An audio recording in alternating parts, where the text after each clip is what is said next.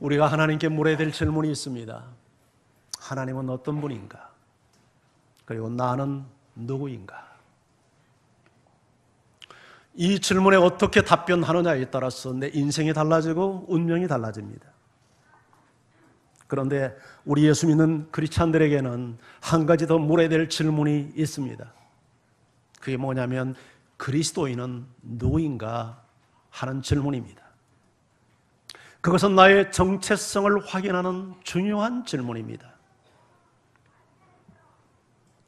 이 그리스도인이라는 칭호를 최초로 받았던 사람들이 수리아 안디옥 교회의 성도들이었습니다.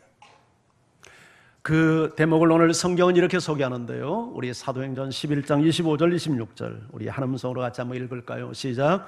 바나바가 사울을 찾으러 다소해에 가서 만남에 안디옥에 데리고 와서 둘이 교회에 1년간 모여 있어 큰 무리를 가르쳤고 제자들이 안디옥에서 비로소 그리스도인이라 일컬음을 받게 되었더라.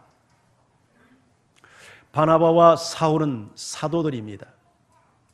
이들이 안디옥에 와서 1년 동안 안디옥 교회의 성도들을 집중해서 가르쳤는데 그래서 그들이 제자가 되었고 비로소 그리스도인이라는 일컬음을 받게 되었다.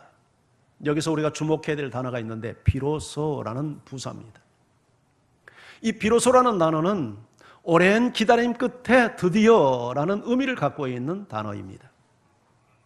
예수 믿는 크리스찬들이 바로 그리스도인이 되어야 되지만 사실은 그들이 사도들의 집중적인 1년 이상의 말씀 훈련을 받고 제자가 되어 비로소 그리스도인이라는 그런 인정을 받게 되었다는 것이죠. 한마디로 이 그리스도인은 어떤 성장의 과정, 훈련의 과정, 양육의 과정을 통해서 일어날 수 있구나 하는 것을 우리가 이해할 수 있습니다. 자, 그렇다면 이 그리스도인이라는 단어의 의미는 무엇일까요? 원래 이 단어는 헬라어 크리스티아노이라고 하는 단어입니다. 자, 이걸 번역한 게 그리스도인인데 이 단어는 두 단어의 합성어죠. 크리스토스와 이아노이라고 하는 단어의 합성어입니다. 이 크리스토스는 그리스도를 말하죠. 영어로는 크라이스트, 우리 글로는 그리스도. 그리고 이아노이는 추종자, 누구누구에게 속한 자라는 의미예요. 그러니까 그리스도라는 말은 한마디로 그리스도를 추종하는 사람, 그리고 그리스도에게 속한 자, 그리스도에게 속했다는 말은 그리스도의 소유가 되었다는 얘기 아닙니까? 어떻게 그리스도의 소유가 되었습니까? 우리가 예수를 믿을 때 예수님과 내가 믿음으로 연합되어집니다. 근데 이게 믿음으로만 이게 서류상의 연합이 아니라 실질적 연합이 일어납니다. 어떻게 연합이 일어나냐면 성령이 오셔서 도움으로 예수님께서 우리 마음속에 들어오십니다. 주인으로 들어오시고 나는 예수님의 종으로 연합이 되어져 버려요. 그래서 그 사람 속에 누가 계시냐면 그리스도가 계셔요. 그리스도가 계시기 때문에 그리스도의 다스림을 받고 사니까 자연히 성품도 언어도 태도도 삶의 자세들이 예수님을 닮는 모습이 보여져서 주변 사람들이 알아보는 거예요. 저 사람은 예수 추종하는 사람이구나, 예수 믿는 사람이구나, 그리스도인이구나. 교회 다니는 모습, 성경 제끼는 모습만이 아니라 정말 저 사람의 성품과 삶과 태도와 언행심사 모든 것을 보면서 저 사람은 정말 예수님을 닮은 사람이야, 그리스도를 드러내는 사람이야, 이런 의미에서 그리스도인이라는 칭호를 받았어요. 저는 우리 모두가 이 안디옥 교회 성도들처럼 가정에서나 직장에서나 세상에서 믿지 않는 사람들로부터 당신은 정말 그리스도를 닮은 사람 같군요, 당신을 보니까 그리스도를 보는 것 같군요, 이런 인정을 받는 그리스도인이 되기를 주님의 이름으로 축원합니다. 자, 오늘 본문 베드로전서 2장 9절은 그리스도인에 대한 하나님의 정의입니다. 하나님의 정의. 여러분, 김춘수 씨가 쓴 시 가운데 유명한 시 있죠. 혹시 시 좋아하는 분 어떤 시가 생각납니까? 김춘수 하면 꼭 제가 한번 읊어볼게요. 잘 들어보세요. 너무 좋은 시예요. 내가 그의 이름을 불러주기 전에는 그는 다만 하나의 몸짓에 지나지 않았다. 내가 그의 이름을 불러주었을 때 그는 나에게로 와서 꽃이 되었다. 내가 그의 이름을 불러준 것처럼 나의 이 빛깔과 향기에 알맞은 누가 나의 이름을 불러다오. 그에게로 가서 나도 그의 꽃이 되고 싶다. 우리들은 모두 무엇이 되고 싶다. 나는 너에게, 너는 나에게 잊혀지지 않는 하나의 의미가 되고 싶다. 참 깊이가 있잖아요. 여러분, 꽃의 이름을 불러주기 전까지 그 꽃은 하나의 몸짓에 불과했대요. 그런데 내가 그에게 이름을 부여하니까 꽃이 되었대요. 이와 같이 누군가가 나의 이름을 불러주기 원한대요. 그러면 나도 그에게 꽃이 되겠다는 거예요. 하나님께서 우리에게 오늘 본문은 이름을 지어주는 이름이에요. 그리스도인이 누군가. 자, 이런 배경을 가지고 우리 오늘 본문을 다시 한번 읽어볼까요? 자, 시작. 그러나 너희는 택하신 족속이요 왕같은 제사장들이요 거룩한 나라요 그의 소유가 된 백성이니 이는 너희를 어두운 데서 불러내어 그의 기이한 빛에 들어가게 하신 이의 아름다운 덕을 선포하게 하려 하심이니라. 자, 여기 보면 네 가지 그리스도인에 대한 이름이 나와요. 첫째가 뭐예요? 택하신 족속. 두 번째는요, 왕같은 제사장. 세 번째는요, 거룩한 나라. 네 번째는요, 그의 소유된, 하나님의 소유가 된 백성. 이게 그리스도인에 대한 이름이에요. 하나님이 지어준 이름이에요. 우리가 이 이름을 알 때 비로소 바로 택하신 족속이요 왕같은 제사장이요 거룩한 나라요 그의 소유가 된 백성이 되는 거예요. 그런데 우리를 이렇게 네 가지 이름으로 지어준 목적이 있다고 이야기하죠. 왜 그렇죠? 자, 우리를 어디에서 불러내서? 어두운 데서, 죄 가운데서 불러내요. 어디로 들어가게 했어요? 그냥 빛이 아니라 그의 기이한, 그분의 기이한 빛, 하나님의 기이한 빛 속에 들어가게 하신 그러니까 사람이죠. 하나님이죠. 인칭이니까 그분의 하나님의 아름다운 덕을, 하나님의 아름다운 사랑을 못하게 하려고 선포가 뭐예요? 외치는 거죠? 증언하는 거죠? 선전하게 하려고. 자, 오늘 이 네 가지 중에 오늘은 두 가지 이름을 우리가 한번 생각하고 다음 주에 나머지 두 가지 이름을 생각해 볼게요. 자, 먼저 우리가 어떤 이름을 가졌다고요? 택하신 족속. 자, 누구의 택함을 받은 거예요? 하나님의 택함을 받은 거예요. 자, 세상을 살아가면서 사람이 당하는 여러 가지 고통과 아픔이 있지만 가장 여러분 불행한 어떤 불행일까? 그건 버림받는 불행이에요. 우리 젊은 사람들 혹시 아이를 출생해서 아이를 버리는 죄를 범치 말아요. 이건 참 저질러서는 안 될 범죄 같아요. 우리나라에도 얼마나 아이들 낳아가지고 유기하는 부모들이 많습니까? 책임지지 않고 아이를 버려버리는. 여러분 안 돼요. 그러면 안 돼요. 하나님 절대 기뻐하잖아요. 그 아이를 하나님께서 나에게 맡겼으면 끝까지 책임져야 돼요. 내 처지가 어떻든. 연인에게 버림받는 것도 얼마나 큰 아픔이에요. 사랑했는데, 그래서 모든 걸 주었는데 그가 나를 배신했어요. 나를 버렸어요. 옛날 그 시골에 저희 고향에 학교 선배 한 분이 계셨어요. 한 6년, 한 7년 정도 선배 되신 분인데 그분이 우리 교회에, 우리 동네에 마을의 자랑이었습니다. 그때까지만 해도 고등학교 나온 분이 한 분도 없는데 그분이 고등학교를 나왔어요. 우리 마을에서 처음으로. 그래가지고 자기가 이제 임용고사를 보겠다고 해서 한 2년인가 이렇게 준비를 했는데 언제부터 연애했는지는 모르겠는데 동네 아가씨 하나하고 연애를 했어요. 거의 뭐 살다시피 했다는 걸로 그렇게 소문이 났어요. 그래서 이제 그 임용고시 패스해가지고 학교 선생님이 됐거든요. 그런데 학교 선생님이 되고 나서 그 연인을 발로 찼어요. 못된 놈이죠. 얼마나 여인이 상처를 받았던지 정신 이상이 됐어요. 그런 짓 하면 안 되잖아요. 세상을 살아가면서 참 이게 버림받는다는 것은 가슴 아픈 일이에요. 불행한 일이에요. 지난주 우리 지방선거 했잖아요. 그런데 국민의 선택을 받는 사람이 있는가 하면 국민의 선택을 받지 못한 사람들이 있었어요.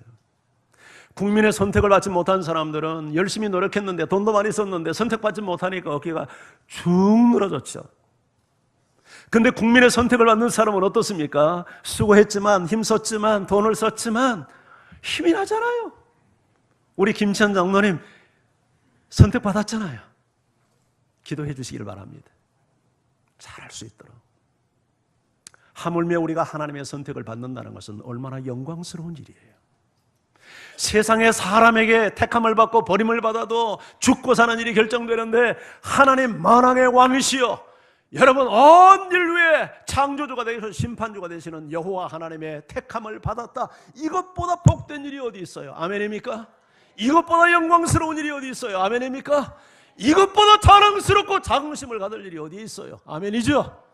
우리 성경 한번 같이 읽어볼까요? 시편 여러분 32편 12절을 같이 한번 읽습니다. 시작.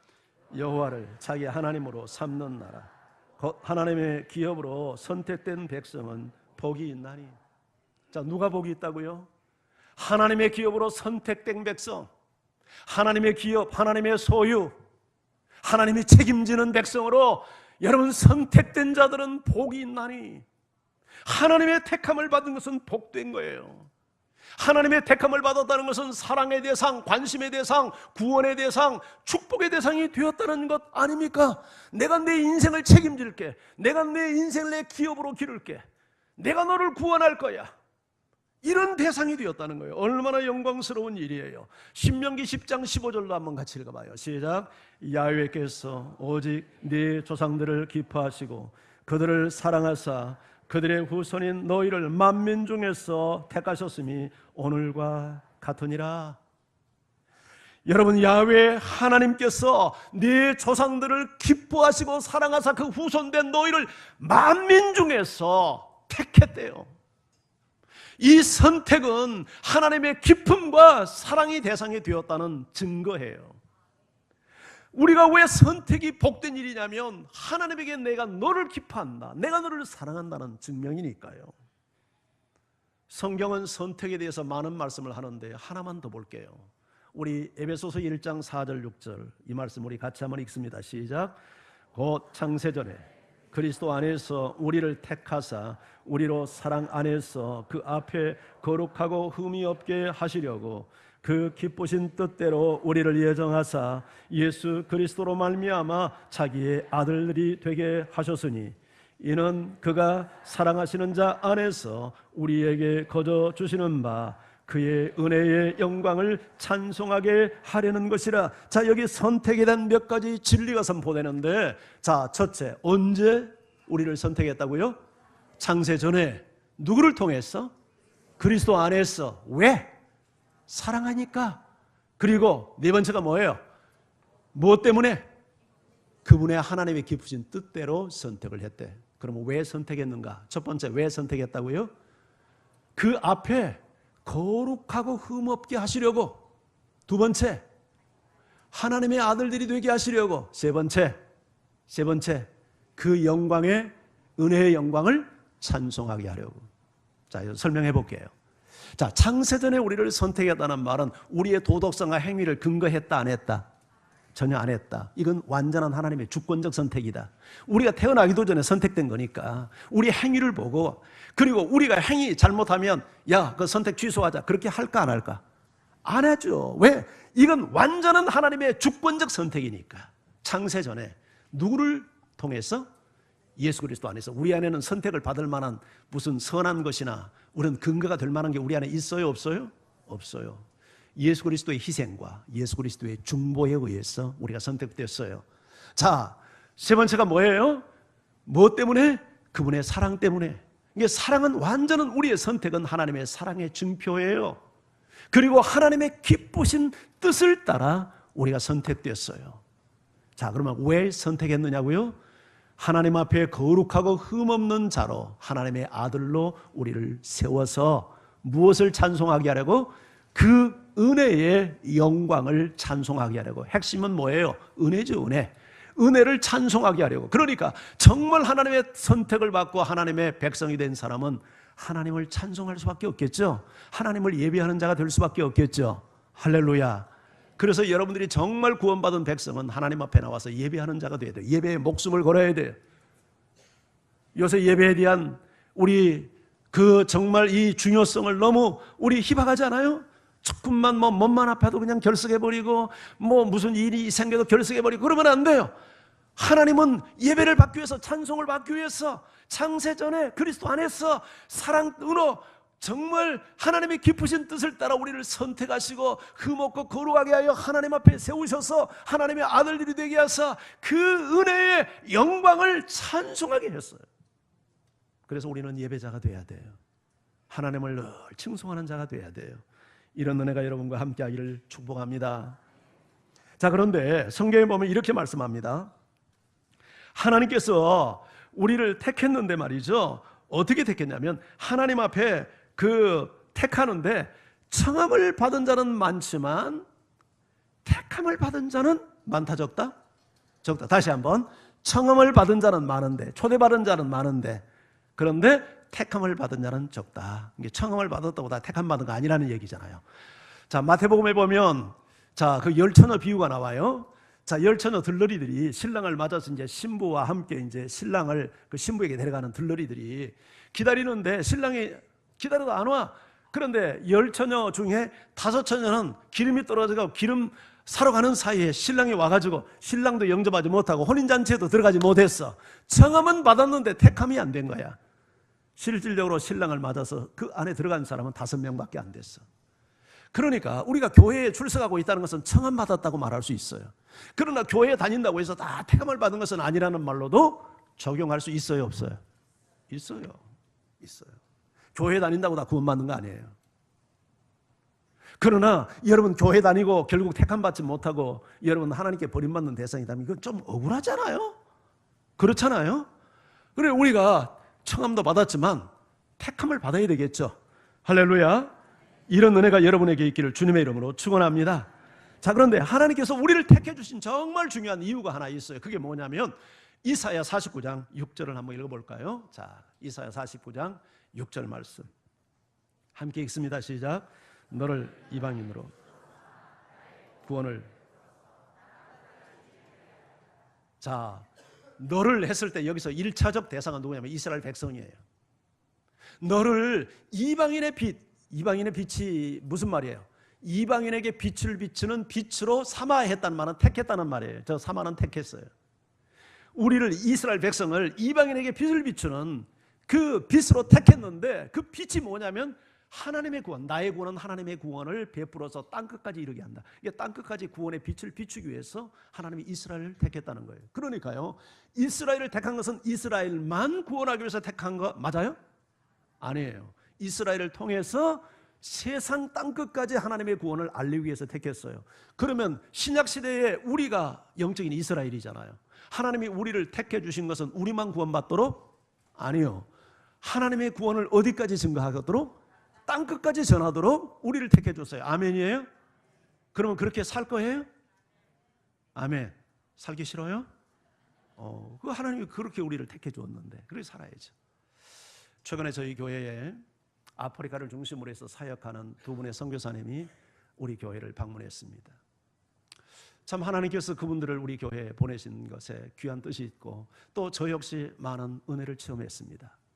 한 분은 탄자니아에서 사역하는 유재영 선교사님인데 이 유재영 선교사님은 여자분입니다. 지금 나이가 7, 8세 정도 되셔서 이제는 연세가 많은 분이에요. 그런데 그분의 남편분이 탄자니아 분입니다. 아프리카 분이에요. 그 한국식 이름이 마문구 목사님인데 어떻게 이분이 만나냐면 지금으로부터 40여 년 전에 탄자니아의 청년이 우리나라에 유학을 왔어요. 신학교 유학을 온 거예요. 그래서 아시아연합신학에서 공부하다가 그때 그 유재영 선교사님이 아시아연합신학에서 직원으로 일하고 있을 때 눈이 맞았어. 그래서 연애를 한 거야. 근데 이 사람들의 한 사람은 아프리카의 검은색 피부를 가진 분이고 이 유재영 선교사님이 지금도 그렇게 그 얼굴이 굉장히 고우시더라고요. 아주 미인이었어요. 근데 결혼을 한 거예요. 근데 이게 인간적인 이성적 결혼이 아니라 이분의 꿈을 보고 미친 거예요. 마문구 목사의 꿈을 보고 이 자매가 마음이 간 거예요. 근데 결혼을 다 반대해요. 그러지 않겠어요? 여러분 지금으로부터 여러분 한 30 몇 년 전에 여러분 우리 한국 자매가 아프리카 흑인 남자하고 결혼한다고 하면 어느 부모가 쉽게 동의하겠어요? 다 반대했는데 딱 한 사람, 어머니가 동의했어요. 야, 피부색이 흰은 어떠고 검은 어떠냐? 그 안에 예수 있으면 된다. 예수에서 사는 사람이면 결혼할 때 좋다. 어머니가 허락해서 결혼을 했어요. 그래가지고 아프리카에 들어갔잖아요. 근데 이분이 말이죠, 얼마나 아프리카 자기 탄자니아 고국에 들어가서 위대한 일을 했냐면 교회를 86개를 개척을 했어요. 35년 동안 86개. 수만 명의 아프리카 영혼들을 주님 앞에 인도했어요. 그래서 이분의 이름이 뭐냐면 아프리카의 조용기야. 아프리카의 조용기. 얼마나 많은 사람을 주님 앞에 인도했던지. 2년 전에 세상을 떠났는데 탄자니아 사람들이 뭐라고 탄식했냐면 별이 떨어졌다고 탄식했대. 별이 떨어졌다. 이것이 여러분 우리 각자에게 주신 하나님의 비전 아닙니까? 너를 이방인의 빛으로 택해 삼아 나의 구원을 땅끝에 이르러 베풀리라. 우리가 진정으로 하나님의 택함 받은 목적을 이해하는 사람은 그렇게 살지 않아요? 또 한 분이 차보영 목사님이에요. 이 차보영 목사님이 이 차보영 목사님하고 이 유재영 선교사님하고 또 이렇게 서로 나라는 다르는데 또 이 전부 다 서로 연결된 분들이에요. 그런데 이 차보영 목사님이 우리 교회에 오게 된 동기가 있어요. 어느 선교사님 한 분이 케냐에서 이 청년, 앞으로 정말 싹수가 있고 쓸만한 청년 엘리아스라는 아이를 유학을 보냈어요. 선교사님이 믿음의 청년인데 한국에 유학 보내가지고 한국에서 뭘 전공했냐면 컴퓨터 공학을 전공한 거예요. 그래서 이 아이의 꿈이 뭐냐면 자기 조국에 들어가서 케냐를 한국처럼 IT 강국으로 만드는 꿈을 가졌어. 이 아이가 크리스찬이야. 예수 잘 믿는 아이야. 한국에 와서 교회 생활을 같이 하는데 케냐로 돌아가. 그래서 LG에 입사를 했어. LG. 그래서 LG에서 케냐 지사로 파견을 한 거야. 가서 이제 LG 직원으로서 일을 하라고. 근데 귀국하기 2주 전에 어느 교회에서 하는 수양에 갔다가 심장마비로 죽어버린 거야. 엘리아스. 꿈이 산산조각 난 것 같았지. 근데 그 시신을 차보영 목사님이 가지고 케냐에 간 거야. 마다 죽을 각오하고 갔대. 근데 기적이 일어난 거야. 다 그 상황을 이해하고 용납해 준 거야. 이때 차보영 목사님이 하나님의 음성을 들은 거야. 내가 엘리아스의 꿈을 이루겠다. 그리고 돌아와서 이 차보영 목사님은 목사인데 목회를 하는 게 아니고 사업을 해요. 보영테크라고 하는 컴퓨터 관련 부품 회사를 만드는데 지금 저 오산에 있는데 연 매출이 300억에서 한 400억 정도 되는 이런 큰 중형 회사예요. 근데 이 회사를 목사가 하는 이유는 완전 돈을 벌기 위한 게 아니라 선교와 복음을 위해서야. 그래서 엄청난 일을 했어. 이 차보영 목사를 통해서 케냐에 컴퓨터 5,500대를 보낸 거야. 5,500대. 좀 놀라세요. 이게 좀 설교는 재미가 안 나잖아요. 아니, 컴퓨터 5,500이 그게 작은 돈입니까? 그게 아무리 돈 있다고 이게 쉽게 할 만한 일이겠습니까? 그렇지 않아요? 컴퓨터 학교를 119개를 세웠어. 뭐 우리처럼 이런 뭐 큰 문교부 인간한 그런 학교 말고 컴퓨터 일종의 학원 같은 학교인데 그걸 케냐에 119개 학교를 세웠어. 몇 년 전에 거기는 주대요, 주. 46개 주가 있는데 주지사가 한 사람이 가장 그 지역이 그 사역을 하는 지금 가서 그 버링고라고 하는 지역의 그 주지사가 차보영 목사님과 한국을 같이 와서 한국에 이제 이렇게 견학을 하는데 울면서 한번 이야기를 하더래요. 목사님, 주제의 사명이 뭔지 압니까? 우리 주민들을 잘 살게 하는 것입니다. 근데 그 지역의 주민이 몇이냐면 70만 명이래. 그러면서 차보영 목사님이 그렇게 이야기하게, 그러면 제가 좀 어떻게 뭘 도울 방법이 있겠습니까? 목사님, 우리 그 지역은 커피 농사를 많이 짓습니다. 근데 커피 지어가지고 이거 그냥 팔면 이문이 남질 않습니다. 이걸 여기서 가공할 수 있도록 가공 공장을 하나 세워주시면 안 되겠습니까? 즉시 대답을 했대. 27억을 들여가지고 29억을 들여가지고 지금 공장을 버링고 지역에 짓고 있는데 이번 9월 달에 완공을 한대. 그걸 하면 많은 일자리 창출이 되고 커피를 가공해서 팔면 생산성을 높이고 해서 그 지역의 생산 지수를 높일 수 있는 그런 기회가 왔다. 여러분, 예수 안에서 그 차보영 목사는 어린 시절 부모를 잃고 아버지가 6살 때 맹인이 되고 어머니는 12살 때 자살을 어렸을 때 자살을 하고 고아의 모습으로 살면서, 그런데 오직 희망이 교회였대. 교회 가서 울고 청소년기를 그렇게 눈물로 보내면서 내가 주님을 위해서 살겠다고, 자기의 청소년 시절 자기를 품었던 교회를 생각하면서 복음 전하겠다고 그렇게 헌신하고 있어요. 이게 하나님께서 우리를 택하신 이유이고 목적이에요. 여러분이 무슨 일을 하든지 여러분의 생을 그렇게 쓰시기를 주의 이름으로 축원합니다. 나 자신의 욕망과 야망을 위해서 살면 가질수록 공허합니다, 사람이. 그리고 두려워집니다, 죽음의 때가 되면. 그러나 내가 복음을 위해서 살고 이웃을 위해서 살고 하나님의 나라를 위해서 살고 생명을 살리는 일에 우리의 삶을 헌신하면 감격스럽습니다. 죽음 앞에서 당당해집니다. 여러분, 여러분이 그런 축복의 통로가 되시기를 주님의 이름으로 축원합니다. 두 번째는 왕같은 제사장입니다. 왕같은 제사장. 여러분, 구약시대는요, 레위지파 아론의 후손들만 제사장이 될 수 있었습니다. 아무나 제사장이 되지 못합니다. 그런데 대제사장 되시는 예수 그리스도가 이 땅에 오셔서 당신 자신의 그 죄 없는 몸을 산 제물로 완전한 제사를 드림으로 말미암아 이제는 하나님 앞에 나갈 수 있는 길이 열리게 되었고 우리 모두가 제사장이 되었어요. 여러분, 제사장이 뭐 하는 사람입니까? 가장 중요한 사역이 제사 지내는 거죠. 왜 제사가 필요하냐면 제사는 죄인이 하나님 앞에 나갈 수 있는 유일한 길이에요. 유일한 방법이에요. 어떤 방법으로도 하나님 앞에 나갈 수 없어. 그런데 제사의 방법을 성전에서 드리는 제사를 통해서만 하나님 앞에 나갈 수 있어. 근데 그 제사에는 반드시 뭐가 필요하냐면 하나님의 용서를 얻기 위해서는 피가 필요해, 피. 그래서 구약시대에 어린 양의 피, 송아지의 피를 들고 부들부들 떨면서 제사장들이 하나님 앞에 가서 예배를 드렸어요. 하나님 앞에 나갔어요.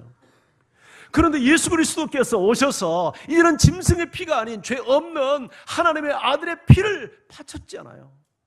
그러면서 하나님 앞에 나갈 수 있는 길이 열렸잖아요. 원래 성전에는요, 지성소가 있고 성소가 있어. 지성소는 하나님의 임재의 장소야. 1년에 딱 한 번 대제사장이 속죄일에만 피를 들고 들어가서 피를 뿌려요. 그렇게 하나님을 만났어.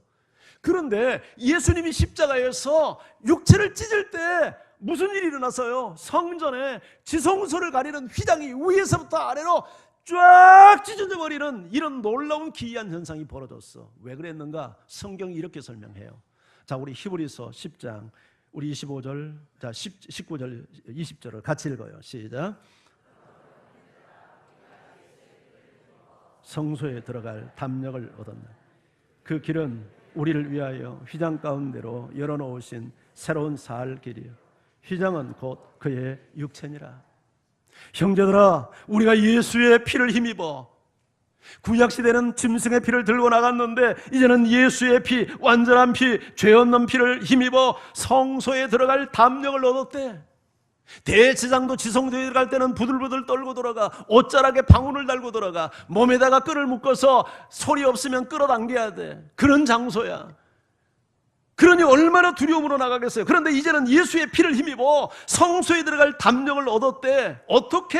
그 길은 우리를 위해서 휘장 가운데로 열어놓은 새로운 살길, 리빙 웨이인데 그 휘장은 곧 그의 육체대. 여러분, 하나님 앞에 나가는 것을 막았던 그 휘장, 그것이 찢어진 것은 예수의 육체가 찢어진 것을 의미하잖아요. 예수님이 피를 뿌렸을 때 여러분, 우리가 하나님 앞에 나갈 수 있는 새로운 살 길이 열려버린 거예요. 할렐루야. 그래서 우리가 제사장이 된 거예요. 우리는 제사 드리는 사람이에요. 그러면 하나님이 기뻐하는 제사가 뭘까? 성경은 네 가지로 하나님이 기뻐하는 제사를 이야기하는데 그 첫 번째가 상한 심령의 제사예요. 자, 우리 성경을 한번 같이 읽어봐요. 시작. 하나님께서 상한 심령이라, 하나님이 상하고 통연한 마음을 주께서 멸시하지 아니하시리라. 하나님은요, 어떤 사람이 제사를 기뻐하냐면 다 자기 때문에 가슴을 칠 줄 아는 사람, 내 탓입니다. 하나님 내 탓입니다. 남 원망하는 사람은요, 하나님 앞에 바른 자세를 갖는 사람이 아니에요. 설사 누구 때문에 고통이 왔다 해도 하나님 앞에 가져야 될 자세는 내 탓입니다. 내 탓입니다. 내 잘못입니다. 내가 부족했습니다. 상한 심령, 죄 때문에 가슴 아파하는 심령, 죄를 즐기는 마음이 아니라 죄 때문에 두려워하는 마음, 통회하는 마음, 이런 마음을 하나님이 받으시는 제사래요. 두 번째는요, 찬송의 제사예요. 찬송. 자, 우리 같이 읽습니다. 시작. 예수로 말미암아 항상 찬송의 제사를 하나님께 드리자. 이는 그 이름을 증언하는 입술의 열매니라. 여러분, 예수로 말미암아, 예수를 통하여, 예수 때문에 항상 찬송의 제사를 하나님께 드리지, 우리가 어떻게 항상 찬송할 수만 있어요? 이 고통 많은 세상에서. 찬송의 이유가 우리가 어떤 환경 때문에, 조건 때문이 아니라 예수로 말미암아, 예수님 때문에, 예수님을 생각하면서 항상 하나님께 찬송의 제사를 드리지, 이는 그 이름을, 하나님의 이름을 증언하는 입술의 열매래. 여러분, 사람들 앞에서 불평하고 원망하고 탓하고 이렇게 살면 안 돼요. 그러면 하나님의 이름에 욕을 돌려요. 그런데 정말 기가 막힌 환경에서도 하나님을 찬송해요. 하나님께 감사해요. 하나님의 은혜를 노래해요. 이러면요, 그게 하나님의 이름을 증언하는 입술의 열매가 되는 거예요. 할렐루야. 어떤 경우에도 부정적인 말 하면 안 돼요. 못 살겠다, 죽겠다, 힘들다, 그러면 그 하나님 죽었다는 얘기 아니에요. 하나님 없다는 얘기 아니에요. 예수 믿는 사람들이 너무 쉽게 부정적인 말을 많이 해요. 힘들어요, 죽겠어요, 삶에 의욕이 없어요, 못하겠어요. 그건 하나님 부정하는 이름이에요. 찬송해야 돼요. 감사해야 돼요. 하나님 칭송해야 돼요. 아무리 내가 죽을 상황에 있어도 하나님을 노래해야 돼요. 이게 하나님이 받는 제사예요. 이렇게 살아가는 여러분들을 축복합니다. 세 번째는요, 이웃사랑이에요. 자, 우리 마가복음 같이 읽어요. 시작. 마음을 다하고 지혜를 다하고 힘을 다하여 하나님을 사랑하는 것과 또 이웃을 자기 자신과 같이 사랑하는 것이 전체로 드리는 모든 번제물과 기타 제물보다 나. 어떤 제사를 가장 좋아한다고 말합니까? 모든 제물을 드리는 제사보다, 번제물보다 마음을 다하고 지혜를 다하고 힘을 다하여 누구를 사랑하고? 하나님 사랑하고, 또 누구 사랑하고? 이웃을 사랑하고. 하나님 사랑하는 걸 하나님이 가장 기뻐한대요. 근데 하나님은 보이지도 않잖아. 하나님은 영이잖아. 어떻게 하는 게 하나님 사랑이에요? 하나님 사랑합니다, 이렇게 손들고 찬양하면 하나님 사랑일까? 그것도 사랑의 방법일 수 있지만 구체적인 방법을 주었잖아요. 하나님 사랑하는 방법이 뭐예요? 이웃사랑이에요. 그래서요, 정말 하나님을 사랑할 줄 아는 사람은요, 사람에게 잘해야 돼요. 부인들에게 잘하세요. 남편들, 부인들 폭력 행사하고 말 함부로 하고, 여러분 가슴에 상처 주고 이런 말 함부로 하면 안 돼요. 우리 아내들 남편에게 잘하세요. 남편을 존중하고, 남편 바가지 긁지 말고 귀하게 여기고, 자녀들 학대하고 폭력 행사하는 부모 되지 말고 유기하고 방치하는 부모 되지 않고 정말 소중히 여기고 잘하세요. 교회 와서 목사님을 존경하고 사랑하는 성도들이 되세요. 아멘. 목사는 돌아다니면서 비판이나 하고 욕이나 하고 그러면 안 돼요. 하나님 기뻐하지 않아요. 정말이잖아요. 정말 하나님을 사랑하는 사람은 목사님 존경하고 사랑하지 않아요? 정말 하나님을 사랑하면 형제를 사랑하고 귀히 여기잖아요. 필요를 채우려 들고 하잖아요. 우리가 하나님을 정말 사랑하는 세상에 나가서도 모든 게 정말 내가 섬기고 필요를 채우려고 들지, 내가 중심이 돼서 이용하려고 들지 않을 것 아니에요. 어떤 경우에도 사람들 피해주고 살면 안 돼요. 그건 하나님 사랑하는 사람 아니에요. 언제나 내가 저 사람에게 어떤 필요를 채울 수 있을까? 어떤 섬김을 할 수 있을까? 이렇게 살아보세요. 그러면 가는 곳곳마다 그 사람은 천국이요. 그러잖아요. 가정에 가면 가정천국, 교회 오면 교회천국, 직장에 가면 직장천국, 세상에 가면 세상천국. 이런 마음 가지고 살면 길거리 가면서 휴지 하나 또 죽고 말이죠. 사람들은 친절하게 인사할 줄 알고요. 여러분 법을 지킬 줄 알고요. 남에게도 정말 베풀며 살고요. 이렇게 그리스도인들이 살아봐요. 그러면 사람들이 뭐라고 해요? 그리스도인. 저 사람 진짜 예수 믿는 사람. 인정받는다니까요. 이게 하나님이 받는 제사래요. 할렐루야. 이렇게 살아가는 여러분들을 축복합니다. 마지막 네 번째는요, 거룩한 삶이에요. 거룩한 삶. 자, 우리 성경 같이 읽어요. 시작. 형제들아, 내가 하나님의 모든 자비하심으로 너희를 구원하노니 너희 몸을 하나님이 기뻐하시는 거룩한 산 제물로 드리라. 이는 너희가 드릴 영적 예배니라.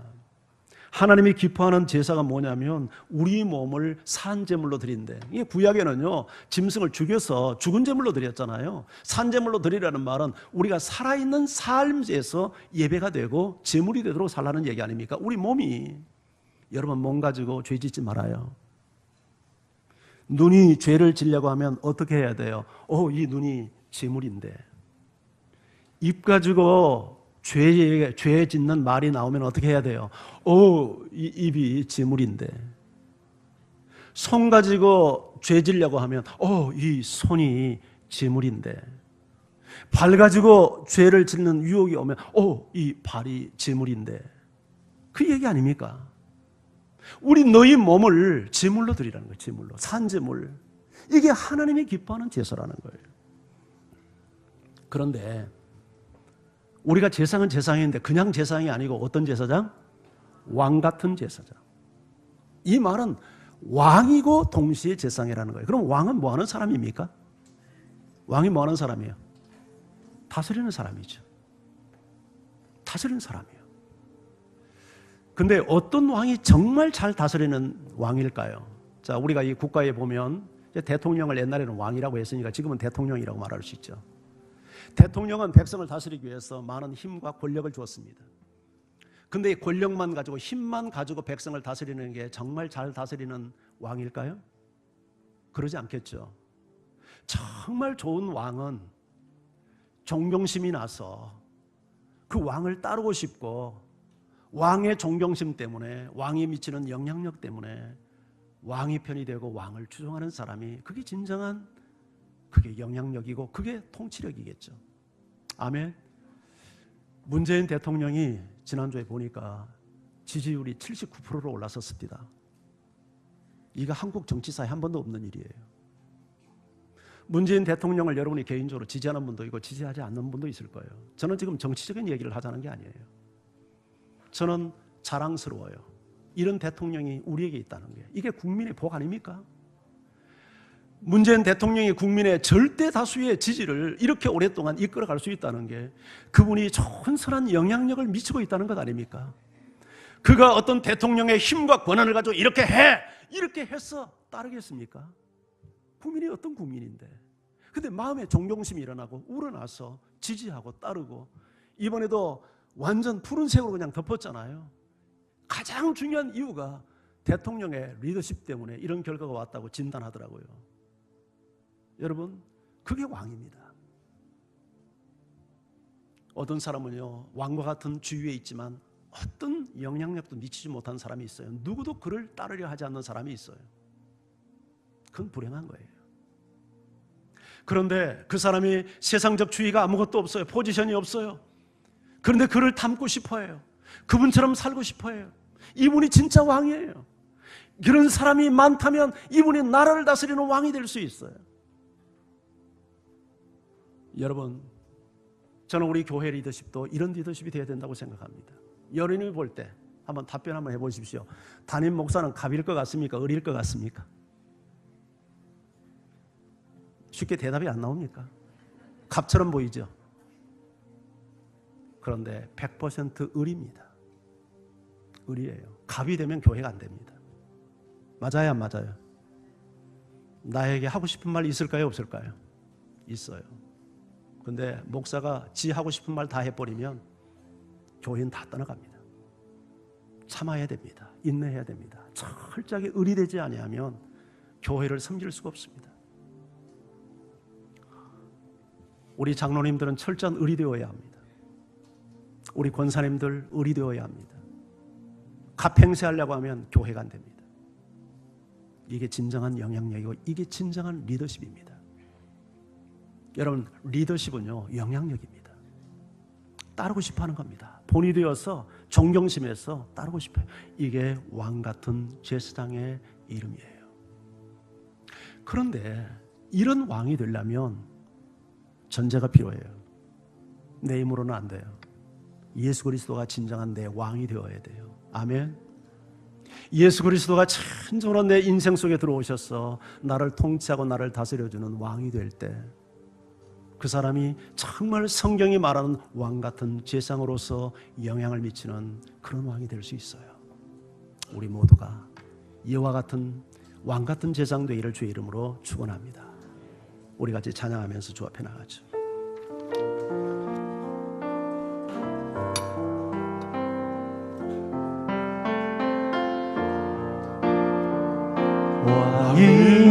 왕이신 나의 하나님, 내가 주를 높이고 영원히 주의 이름을 성축하리라.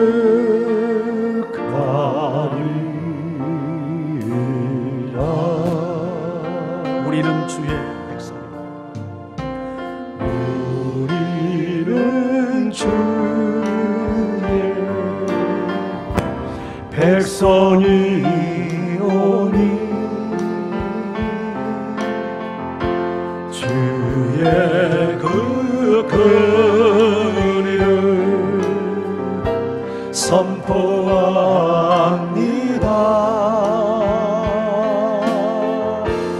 이곳 어두운 세상에 빛으로 부르셨네.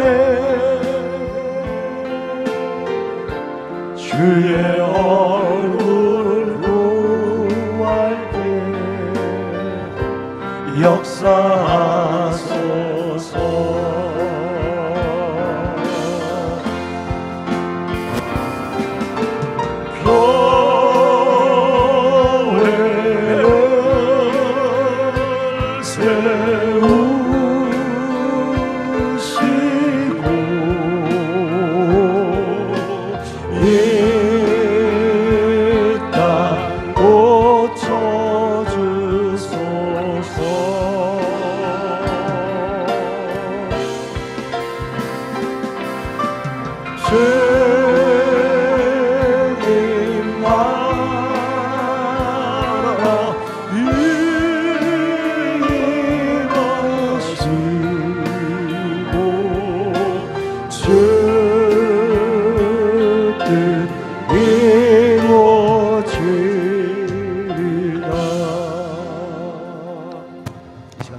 같이 하나님 앞에 기도하시죠. 하나님, 우리가 세상에서 그리스도인이라는 우리가 일컬음을 받게 하옵소서. 사람들은 나를 보며 저분은 그리스도를 추종하고 그리스도에게 속한 사람이구나, 그리스도를 드러내는 사람이구나, 우리가 이런 인정을 받게 하옵소서. 우리에게 이름을 붙여주시니 감사합니다. 너는 택하신 족속이다.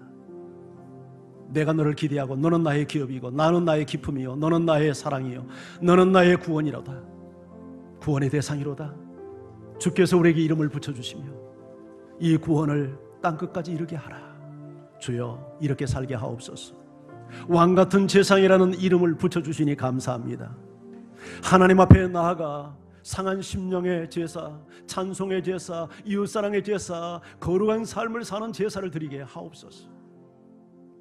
그리고 우리가 왕같은 제사장으로서 하나님, 세상에서 우리가 가진 권세는 없지만 내 삶 자체가 선한 영향력을 미쳐서 왕처럼 많은 사람에게 영향을 미치는 이런 왕같은 제사장이 되게 하소서. 그러기 위해서 내가 왕 대신 예수 그리스도를 언제나 내 안에 모시고 주님의 통치 앞에 순복하는 종이 되게 하소서.